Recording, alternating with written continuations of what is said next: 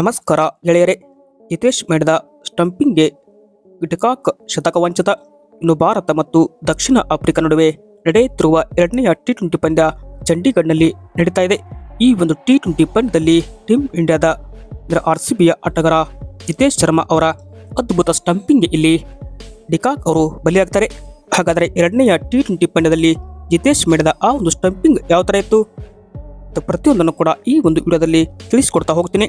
ಅದಕ್ಕಿಂತ ಮುಂಚೆ ನೀವೇನಾದರೂ ಇನ್ನೂ ನಮ್ಮ ಒಂದು ಯೂಟ್ಯೂಬ್ ಚಾನಲ್ಗೆ ಸಬ್ಸ್ಕ್ರೈಬ್ ಆಗಿಲ್ಲ ಅಂದರೆ ಈ ಕೂಡಲೇ ಸಬ್ಸ್ಕ್ರೈಬ್ ಆಗಿ, ಹಾಗೆಯೇ ನೀವು ಟೀಮ್ ಇಂಡಿಯಾದ ಅಭಿಮಾನಿಗಳಾಗಿ ಈ ಒಂದು ವಿಡಿಯೋ ನೋಡುತ್ತಿದ್ದಲ್ಲಿ ದಯವಿಟ್ಟು ತಪ್ಪದೆ ಒಂದು ಲೈಕ್ ಮಾಡಿ. ಇನ್ನು ಸದ್ಯಕ್ಕೆ ಭಾರತ ಮತ್ತು ದಕ್ಷಿಣ ಆಫ್ರಿಕಾ ನಡುವೆ ಎರಡನೆಯ ಟಿ20 ಪಂದ್ಯ ಚಂಡೀಗಢ್ನಲ್ಲಿ ನಡೀತಾ ಇದೆ. ಈ ಒಂದು ಟಿ20 ಪಂದ್ಯದಲ್ಲಿ ಮೊದಲಿಗೆ ಟಾಸ್ ಗೆದ್ದ ಟೀಮ್ ಇಂಡಿಯಾ ನಾಯಕ ಸೂರ್ಯಕುಮಾರ್ ಯಾದವ್ ಅವರು ಬೌಲಿಂಗ್ ಮಾಡುವ ನಿರ್ಧಾರ ಮಾಡಿದರು. ಅದೇ ಥರ ಬ್ಯಾಟಿಂಗ್ ಮಾಡಿದ ಸೌತ್ ಆಫ್ರಿಕಾ ತಂಡ ನಿಗದಿತ 20 ಓವರ್ಗೆ 4 ವಿಕೆಟ್ ಕಳೆದುಕೊಂಡು 213 ರನ್ ಕಲೆ ಹಾಕಿದೆ. ಇನ್ನು ಈ ಒಂದು ಪಂದ್ಯದಲ್ಲಿ ಡಿಕಾಕ್ ಅವರು 90 ರನ್ ಆದಾಗ ವಿಕೆಟ್ ಆಗುತ್ತಾರೆ. 46 ಬಾಲ್ಗೆ 90 ರನ್ ಹೊಡೆದು ಟೀಮ್ ಇಂಡಿಯಾ ಬೌಲರ್ಗಳನ್ನು ಕಾಡಿದರು. ಇವರ ಒಂದು ಔಟ್ ಏನಪ್ಪ ಅಂದರೆ ಹಿತೇಶ್ ಶರ್ಮಾ ಅವರು ಸ್ಟಂಪಿಂಗ್ ಮುಖಾಂತರ ಮಾಡಿದರು.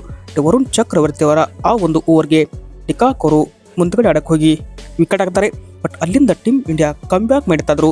ಬಟ್ ಬೃಹತ್ ರನ್ಗಳ ಚೇಸನ್ನು ಇಲ್ಲಿ ನಮ್ಮ ಭಾರತ ತಂಡ ಮಾಡಬೇಕಾಗಿದೆ. ಇದು ಏನಪ್ಪ ಅಂದರೆ ಸದ್ಯಕ್ಕೆ ಈ ಒಂದು ಹಿತೇಶ್ ಶರ್ಮಾ ಅವರ ಸ್ಟಂಪಿಂಗ್ ಇಲ್ಲಿ ಒಂದು ಮೆಚ್ಚಲೇಬೇಕು. ವಿಡಿಯೋ ಇಷ್ಟ ಅಂದರೆ ಲೈಕ್ ಮಾಡಿ. Thank you.